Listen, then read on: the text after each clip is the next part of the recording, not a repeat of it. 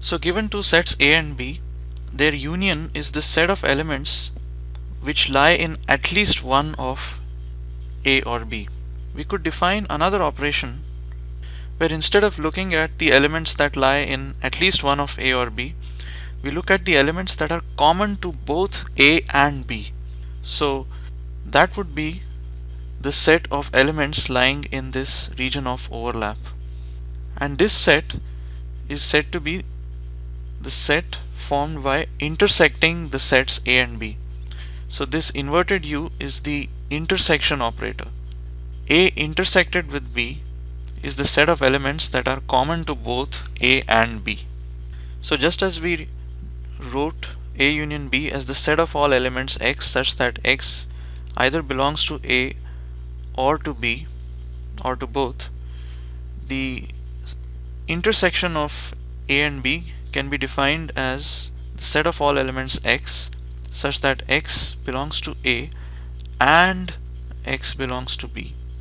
So instead of an OR, we have an AND over here, because X needs to be present in both A and B in order to be present in their intersection, whereas X could be present in at least one of A or B, and that would suffice for it to be present in their union.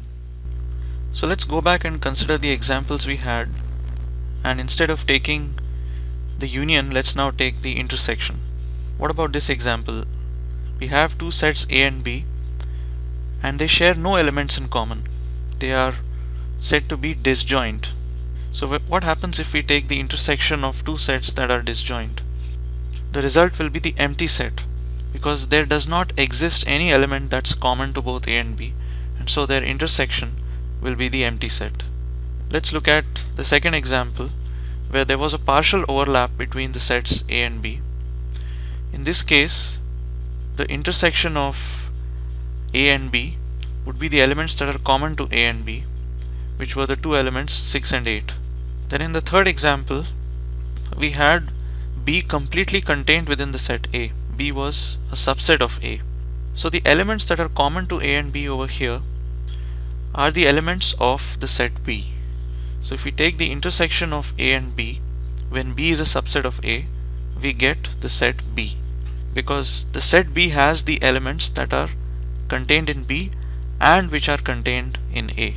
So if B is a subset of A union B is equal to A, but A intersection B is equal to B. And we could say something very similar if we had a Venn diagram like this, where we have a universal set and any set A within the universal set. When the universal set is combined with any set A, the union will be the universal set itself. I'm indicating this U slightly differently so that we don't confuse it with the union operator over here. So U union any other set A will be U, but U intersection, when U is intersected with any other set A, the result will be the set A itself. What if we take the intersection of the set A with itself?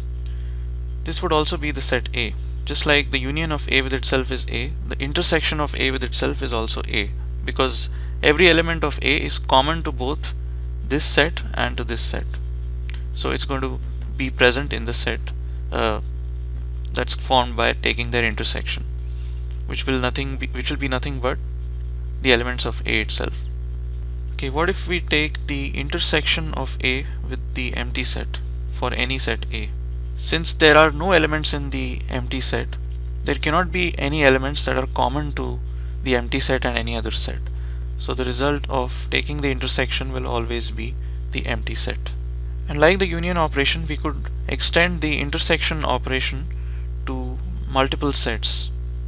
So if we have three sets A, B and C, their intersection would be the set of all elements X that are common to A, B and C.